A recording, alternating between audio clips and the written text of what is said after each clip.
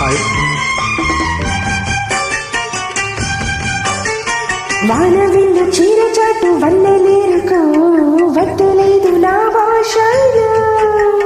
మబ్బు చాటు చందమామ సారె పెట్టుకు హద్దు లేదు ఈ హాయిలో.